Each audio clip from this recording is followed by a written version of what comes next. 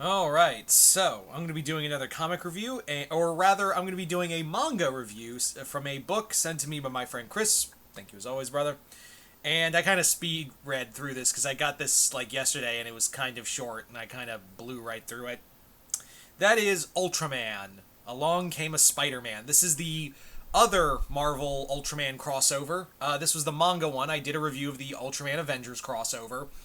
And yeah, so I guess that was part of the deal is that Ultraman could do it was basically like a Marvel can do an Ultraman of Marvel crossover, and then Subaraya Industries can do a manga about a Marvel Ultraman crossover.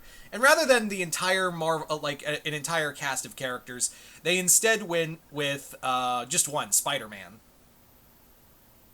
So, what is this story about? This is also, I should also mention, I thought this was just a one and done manga. It turns out that there's going to be volumes of this. So I think they said, like, I read somewhere it's going to be at least two more volumes. It's going to be like a trilogy of collected volumes. I think volume 2 comes out in English in August, if I'm not mistaken. Because I just thought this was just a one and done. I really did think that this was your basic, one and done book, but yeah. The story is by, I'm out of respect, I am not going to try to pronounce the names. But, basically the story it is a different, this Marvel continuity, Spider-Man's been doing this for about 3 years, and during an event where he and the Avengers were trying to stop a cataclysmic event, Spider-Man gets hit by good old Truck-kun and wakes up in the Ultraman universe, where he becomes part of, the Science Patrol. Yeah, this feels a little fanfiction-y if I'm being honest. The story felt really, really fanfiction-y if I'm being honest. I will say, though, I still like this book. I think the main crux of this story, especially for Peter, and if you're wondering what Ultraman this is this an original Ultraman? Is this Ultraman Jack? No, this is Shin Hayata. This is original Ultraman. Just a different version of him, like a younger version of Shin. So basically, in this story, the big main crux of it, and that's what I really like, is Spider-Man's desire to save everyone. Like he thinks about that whole night with Uncle Ben and how it affected him personally. Like that night he lost Uncle Ben. And also, in the beginning, where he and the Avengers are essentially trying to, save a lot of people, he's just going around web-slinging and saving as many civilians. And Tony basically stops him and is like, leave that for S.H.I.E.L.D., you're supposed to be here helping us. And that's a very un-Tony thing. I mean, it's him being practical, but at the same time, I can't help but be like, I don't think Tony would try to do that. And also, I love the whole moment where, Spider-Man, Peter's still no, we came here, we're superheroes, we can save everyone. So this is a very guilt-ridden character, and the same thing goes with Shin, where he's trying desperately to protect mankind from the kaiju. Now, among other things, the big villain of this is Doctor Doom and Mephiles, which I was, when I talked about the news, when it broke a year ago at Comic-Con about this Ultraman Spider-Man manga, the big thing that was, that I talked about, and I didn't know it at the time, but I basically said, we knew Doctor Doom was going to be here, but the one villain I'd love to have seen work with is Mephiles. And sure enough, yeah, it's Mephiles. It's an interesting, depiction of two villains. I really do enjoy, seeing them play off of each other, even though it's not a lot. It is also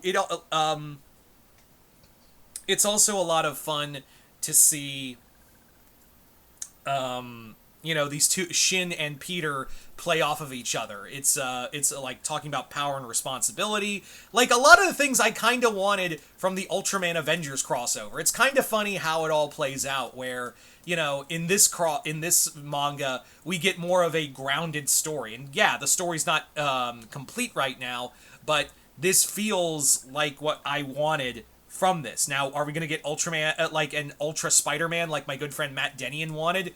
I don't know about that. I don't know if that's going to I don't think I want it, actually. I don't think I need, a Ultra Spider-Man.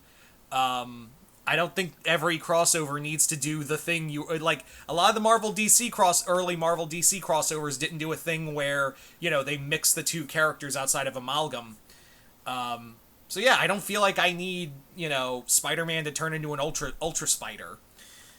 Would that happen? Yeah. Do I care if it doesn't happen? No. I also really like how how they also play with one of the kaiju Raygon, and how they talk about that kind of whole thing of maybe not every kaiju is a villain, and it also leaves both Spider-Man and Peter and Shin, Peter and Hayata both kind of having that reconciliation that yeah, maybe not maybe what we're doing, and maybe we're not learning enough about who we're fighting. So I do enjoy that. This does end on a note. Again, I thought this would be only a one volume manga, but no, we are getting a volume 2. Again, I've heard it's 3 volumes of this, but I'm not exactly sure. We will see. But yeah, right now, also some of the some of the translation feels a little I feel like we could have worded that better. I feel like someone was a little asleep at the wheel for translations for these.